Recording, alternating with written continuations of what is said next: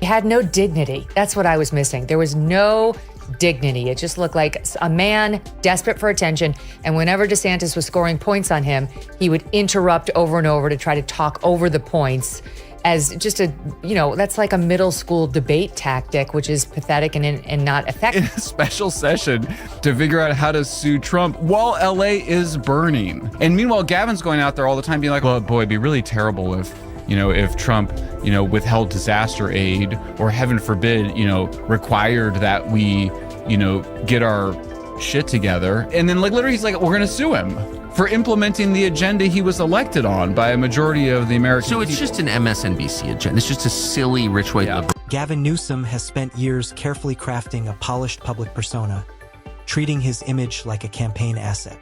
But once Megyn Kelly and Tucker Carlson turn their attention toward him, that carefully maintained shine doesn't last long.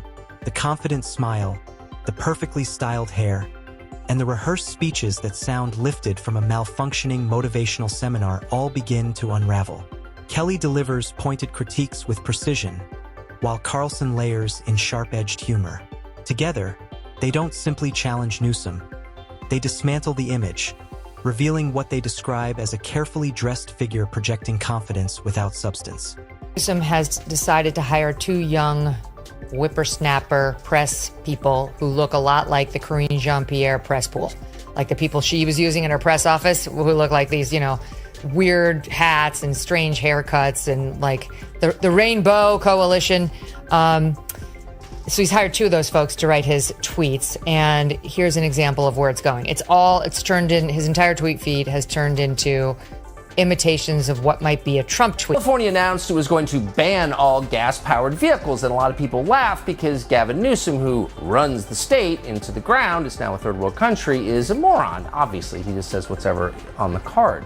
And of course, California doesn't have enough electricity to have electric cars. They can't keep the lights on. So how are they going to power the future of vehicles? Well, Newsom, in many ways, makes an easy target because he works so hard to appear untouchable.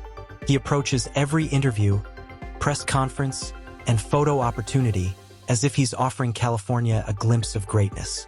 But Megyn Kelly quickly pokes holes in that illusion, arguing that behind the designer suit and camera-ready grin is a leader who performs more than he governs.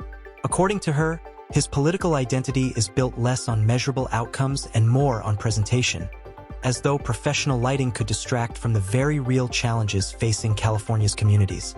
Now, he's a far left progressive, and Bill Maher just came out in favor of him. But he's the most radical Democrat in America. Honestly, his politics may be left of the squads. He would be a hard no. I don't care how good his hairline is. Tucker Carlson follows up with biting sarcasm, suggesting that Newsom's career prioritizes style over results.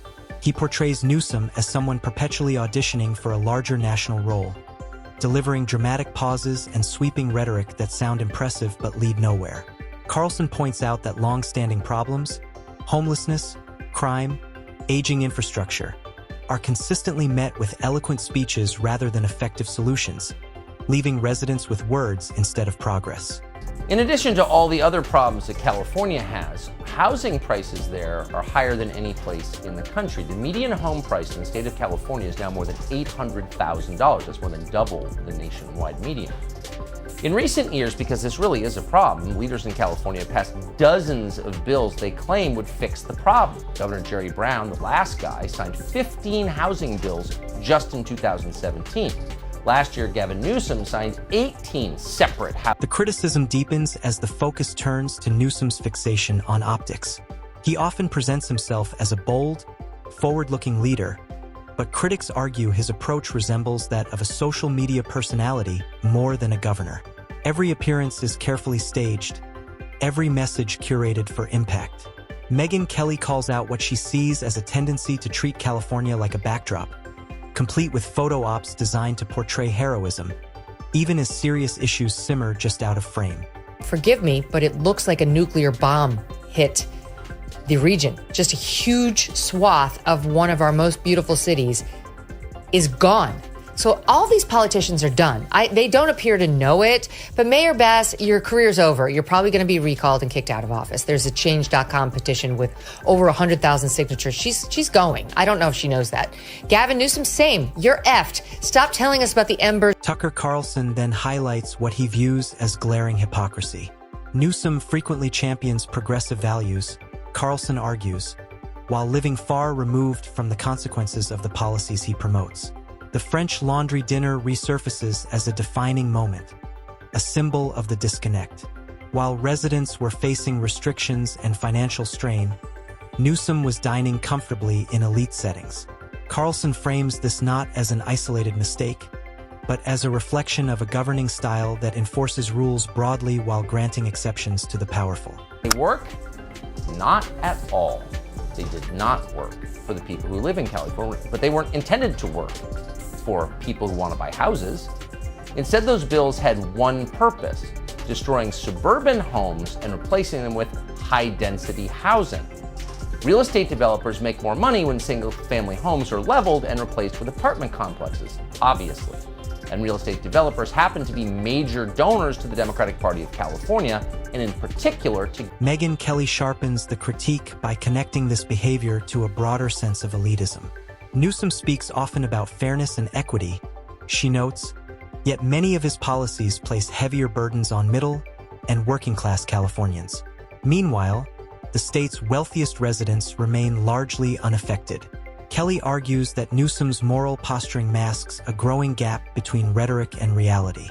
Carlson reinforces the point, comparing his leadership to a captain delivering inspiring speeches as his ship quietly takes on water. Kelly adds that California's high taxes contrast sharply with the quality of life many residents experience. Mount Rushmore, thank you, -GCN, with an image of Newsom on Mount Rushmore.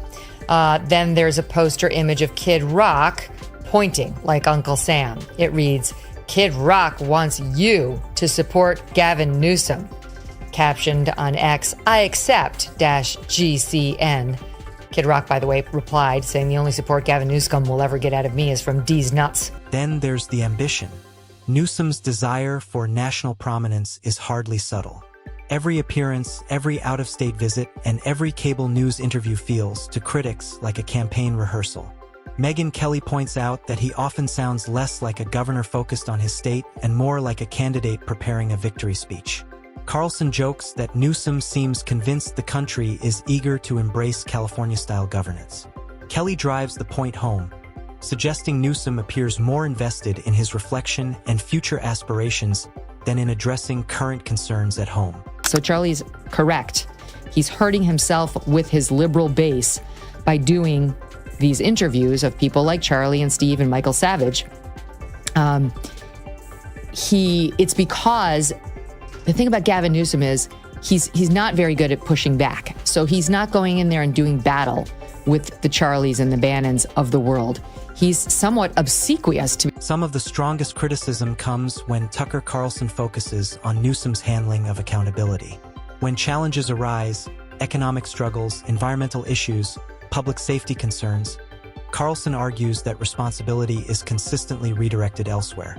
External forces, political opponents, or abstract systems take the blame, while self-reflection is noticeably absent. Megyn Kelly echoes the sentiment, noting that leadership requires acknowledging mistakes. She argues that constant deflection weakens trust, especially as residents leave the state in large numbers, while Newsom continues promoting California as a model success story. George Marcus was one of Gavin Newsom's biggest donors in the recent recall election. So this week, after surviving the recall, tragically, Gavin Newsom rewarded those real estate developers with the biggest, quote, housing bill ever. Newsom just signed a series of bills, most notably SB 9 and SB 10, that will abolish the suburbs. The commentary reaches a peak as Kelly and Carlson address what they see as Newsom's confusion between confidence and competence. He enters every stage with self-assurance, but critics argue that beneath the surface lies a thin record supported by excuses. Kelly emphasizes that charisma alone cannot substitute for effective leadership. Carlson, with characteristic wit, deconstructs the remaining elements of Newsom's image: the branding, the ego, the contradictions, portraying them as props masking a lack of tangible results. Association, which represents, quote, interests of builders and developers of housing and commercial projects. There are about to be quite a few new commercial projects in California's suburbs. As the New York Times put it, quote, SB 9 essentially ends single-family zoning. Property owners now have the state's approval to convert any single-family home in the state of California into a 4-unit apartment complex. When the humor fades, the criticism lingers. According to Kelly and Carlson, Newsom's leadership amounts to an illusion, impressive on the surface but empty underneath. What stings most, they argue, is his apparent belief that presentation alone can withstand scrutiny. Kelly criticizes his tendency toward self-praise, pointing out that many initiatives celebrated in press conferences have either stalled or failed outright. She likens his briefings to motivational sessions where he simultaneously plays the instructor and the example, while unresolved problems continue to grow. Newsom is doing right now with this podcast, because I've said I'm against conservatives going on his podcast because I think it's helping him train for 2028. Yeah, I don't think we should help him. I agree completely. I didn't think that. Obviously I know Gavin Newsom.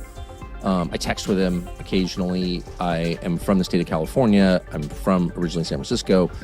And I have relatives who know him. And I've been familiar with Gavin Newsom for a long time. I know his ex-wife.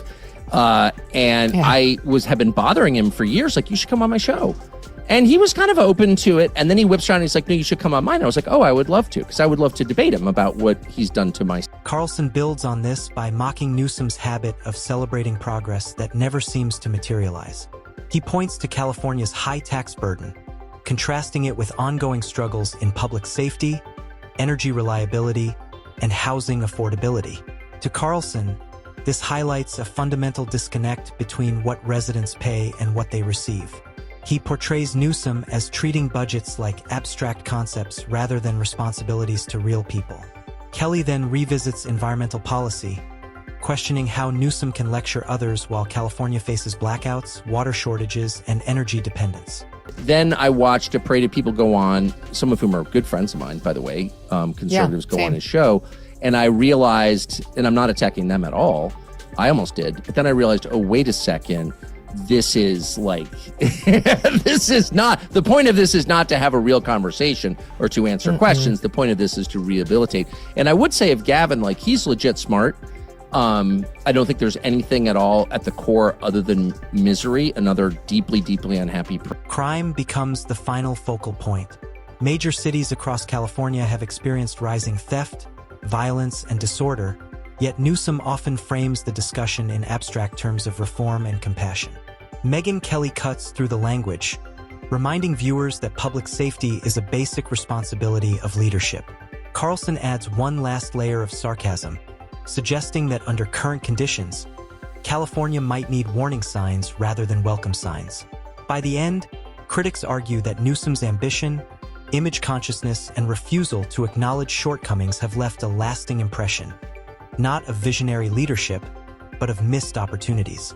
What remains, they say, is a carefully styled figure whose record tells a far less flattering story than his speeches ever could.